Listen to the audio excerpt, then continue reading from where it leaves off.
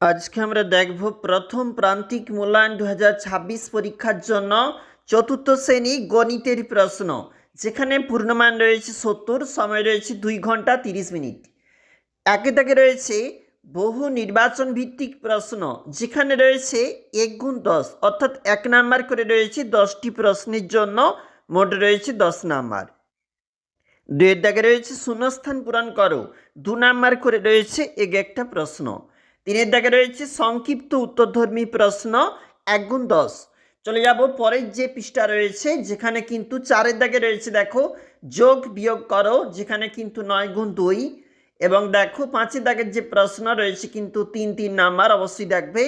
এবং 6 দাগের যে প্রশ্ন, যেখানে কিন্তু নাম্বার বিভাজন ডান দিকে রয়েছে।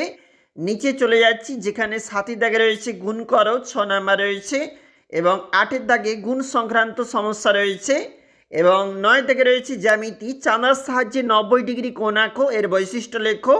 বাহুবেদী ত্রিভুজ কয় প্রকার ও কী কী, প্রত্যেক প্রকারের চিত্র আঁকো নাম।